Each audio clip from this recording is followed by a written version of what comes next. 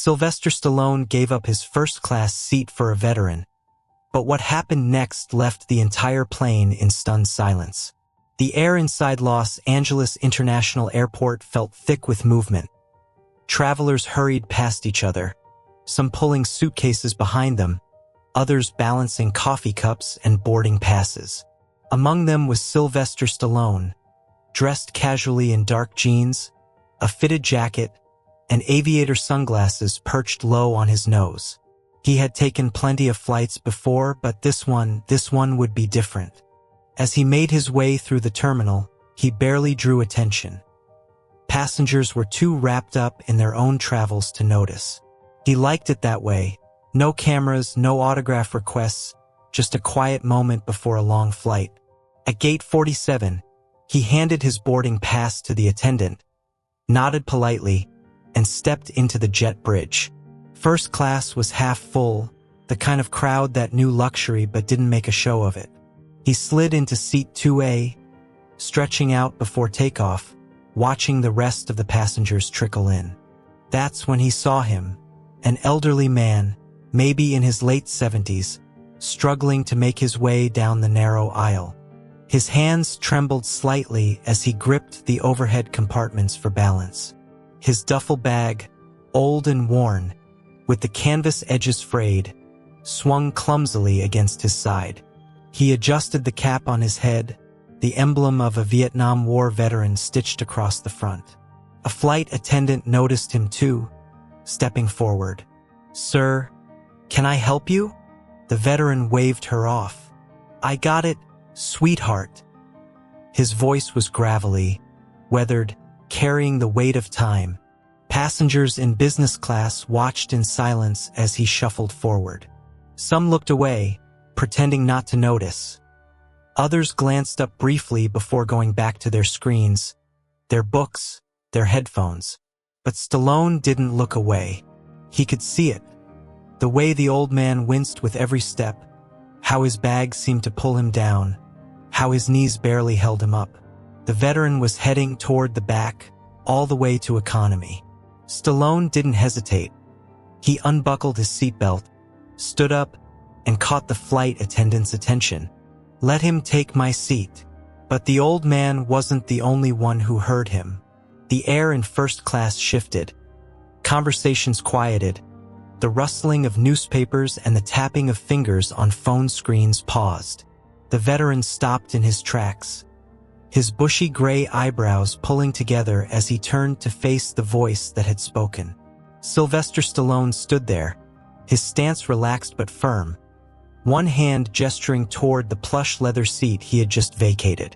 "Sir," Stallone said, his voice calm but certain, "you take this one." The veteran blinked as if he hadn't heard right. Then, with a dry chuckle, he shook his head. "Son, I've been in tighter spots than economy. I'm fine where I am." Stallone took a step closer, lowering his voice. "You served this country. This is the least I can do." The old man studied him, his wrinkled hands tightening around the strap of his duffel. He glanced around as if expecting someone to object. Instead, the surrounding passengers sat frozen, eyes darting between the two men. A flight attendant stepped forward, sensing the moment. "Sir, if you'd like to take Mr. Stallone's seat, we can arrange for your bag to be stored up front as well." The veteran exhaled sharply through his nose. His pride was battling his exhaustion, his instincts telling him to refuse, but he could feel it. The pain in his legs, the stiffness in his back that hadn't left him in years. He looked at Stallone again, then at the seat. "You sure about this?" Stallone smiled. "I insist." Slowly, carefully, the veteran set his bag down and eased into the seat. As he settled in, his shoulders dropped, as if he hadn't realized just how tired he was. A ripple of applause swept through the cabin. Some passengers clapped politely, others more enthusiastically. The flight attendant offered him a warm smile, adjusting his seat belt with care. The old man glanced up at Stallone. His voice was softer now, almost hesitant. "Thank you." Stallone nodded, reaching out. They shook hands, firm and steady, no words needed. He turned to make his way to the back of the plane, but before he could take a single step, a man from a few rows behind suddenly stood up, his face pale, his eyes locked on the veteran. The moment hung in the air, thick with something unspoken. The man who had stood up, a middle-aged guy in his 40s, clean-shaven, dressed in a button-down and slacks, stared at the veteran like he had seen a ghost. His hands gripped the seat in front of him, knuckles white. His breath hitched, his lips parted as if trying to form words, but nothing came out. The veteran furrowed his brow. "You all right, son?" Silence stretched between them. Then the man swallowed hard and took a slow step forward. "My father," he finally said, voice thick, "was in your unit." The veteran's face shifted, his expression unreadable. He tilted his head slightly, studying the man. "Who's your father?" The man took another step, his throat working around emotion. "Daniel Harrington." The moment snapped into something deeper. The veteran's eyes widened, just a flicker, but Stallone caught it. Recognition, pain, something buried. The old man's mouth opened, but for a second, no words came. His hand gripped the armrest as if he suddenly needed something to hold on to. "Danny Harrington," the veteran murmured, his voice dropping so low it was barely a whisper. "I'll be damned." The man's face tightened, his breath shaky. "You knew him?" The veteran gave a small, somber nod. "Knew him." He let out a heavy exhale. "Son, your father saved my life." The words sucked the air out of the cabin. Even the flight attendants had stopped what they were doing, their eyes darting between the two men. The man let out a sharp breath, his fingers raking through his short hair. I never met him. He died before I was born." His voice shook, raw with something heavy, unresolved. "I've spent my whole life trying to find someone who could tell me who he was." The veteran sat perfectly still. Then he did something no one expected. He reached slowly into his duffel bag, his fingers searching through worn fabric. After a few moments, he pulled something out. A folded, faded photograph, edges curling with time. He turned it over, stared at it for a second, then held it out. The man hesitated, his fingers trembling as he took it. When he finally looked down, his breath caught. It was a picture of his father, young and in uniform, standing next to a group of other soldiers. And beside him, a younger version of the veteran himself. The man's chest rose and fell sharply, emotion crashing into him all at once. "I've been carrying that for over 50 years, the veteran said, voice hoarse. "Danny gave it to me before our last mission together." The man squeezed his eyes shut, his shoulders shaking. The entire plane was silent now. Passengers, flight attendants, even the pilot in the cockpit listening through the open door. Stallone watched, his jaw tensing. He had given up his seat for a moment of comfort, but he had no idea he had set the stage for something like this, and it wasn't over yet. The man stared down at the photograph, his fingers pressing into the worn edges as if afraid it might disappear.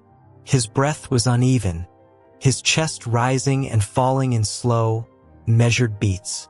For the first time in his life, he wasn't looking at a grainy military file or a secondhand newspaper clipping. This was real, his father, young and alive, standing next to the man sitting before him. He blinked rapidly, then swallowed hard before looking up. What was he like? Frank, the veteran, took a deep breath. His calloused fingers tapped against his knee as he stared past the man, past the plane, past everything. His mind had gone somewhere else. Danny. He let out a small chuckle. Fearless idiot. The passengers let out a quiet breath, the smallest ripple of tension breaking. Frank shook his head, his gaze locked on something only he could see. He used to say the worst thing about war wasn't the bullets, the bombs, or even the fear. It was the silence, that moment right before the fight when everything goes still. That's when you know something's coming. The man listened intently, gripping the seat in front of him. Frank exhaled through his nose. We were stationed together for nearly a year. He was the kind of guy who made you believe you'd make it home even when you knew damn well you might not. He never talked about fear, never let it show. He paused, shaking his head. But I knew he felt it. The man swallowed. How did he? He couldn't finish the sentence. Frank looked away for a second, rubbing his thumb over the faded photo in the man's hand. His voice came softer this time. We were caught in an ambush outside Plaku. A supply route got cut off and we were sitting ducks, snipers, landmines, the whole nightmare package. Danny saw me go down when a blast knocked me off my feet. I couldn't move. I was dead weight. He exhaled. And Danny, your father didn't run. He didn't hesitate. He dragged me out of there. A sharp breath left the man's lips, his fingers trembling as he clutched the photo tighter. Frank's jaw tightened. He got me to safety, but before I could even catch my breath, I heard another round go off. I turned back. His voice broke for the first time.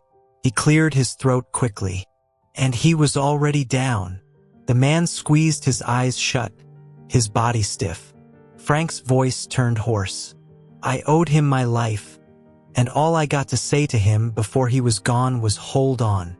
Danny's lips pressed into a thin line, but he didn't.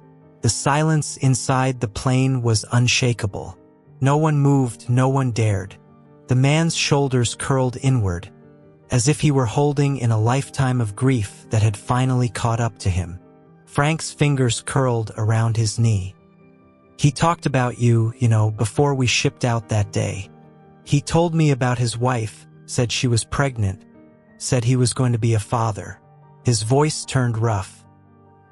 He never got to meet you, but I swear to you, kid, he wanted to, more than anything.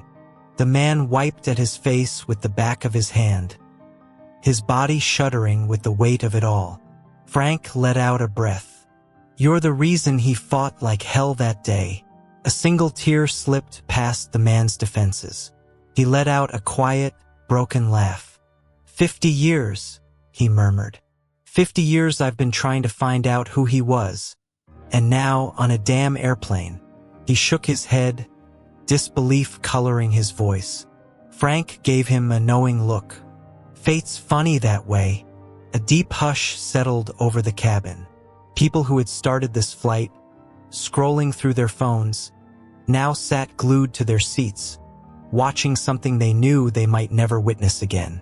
But then, just when the weight of the moment seemed like it might be too much, Stallone spoke. Your dad was a real-life Rocky. Frank let out a rough chuckle, wiping at his own eyes. Nah, he was tougher. The man let out a shaky laugh, nodding, still pressing the photo to his chest. The pilot's voice crackled over the intercom, announcing the plane would begin its descent, but no one was thinking about the landing. The hum of the engines barely registered anymore. The air inside the cabin felt different, like something bigger than all of them had just happened. Passengers sat motionless, their phones and magazines forgotten. The flight attendants had stopped moving, their usual routine of checking seatbelts and offering drinks replaced by something far more human. Listening. Frank Delaney let out a long breath, the weight of the past suddenly lighter on his shoulders. He studied the man before him, the son of his best friend, the one left behind. There was so much he wanted to say, but words had never been enough. So instead, he reached into his duffel bag once more. For a moment, the man watched in silence, unsure of what was coming next. Then Frank pulled out a small, worn notebook. The cover was scratched, the pages yellowed with time. He held it up, flipping it open carefully, his fingers shaking just slightly as he turned to a page in the middle. I kept this since the war, he said quietly. Wrote down things when I couldn't sleep, letters I never got to send, names of men I never wanted to forget. He tapped the page with a finger. Your father's in here. The man's breath hitched. Frank turned the notebook toward him. The faded ink barely legible, but there it was. Daniel Harrington's name scribbled in neat, careful letters, followed by a note underneath. The man squinted, his eyes darting across the writing. His lips parted slightly as he read aloud, voice unsteady. If I don't make it home, tell my kid I fought for him. The air inside the plane shifted again, something deep and unspoken passing through the space between them. The man let out a shaky laugh, pressing a hand over his mouth, his body stiff but trembling. He turned to Stallone, shaking his head in disbelief. This is insane. Stallone, who had been quietly watching, arms crossed, gave him a small smile. I don't think it's insane at all. The man wiped at his eyes quickly, sniffing. Do you mind if I... He motioned toward the notebook. Frank hesitated for only a second, then nodded. It's yours now. The man's eyes widened, his fingers hovering over the weathered pages. You sure? Frank let out a small chuckle. Kid, I've been holding on to that for 50 years. It's time it went home. The man took it, his hands gentle as he cradled it against his chest. Thank you, he whispered. Frank nodded. No more words were needed. Then, without warning, someone in the cabin started clapping. It was a slow clap at first, hesitant, then another and another, until the entire first-class section erupted into applause. Not the polite kind, but something raw and real. People clapped for the soldier who never came home, the son who never knew him, and the veteran who had carried his memory all this time. Frank looked around, his lips twitching into a small, almost embarrassed smile.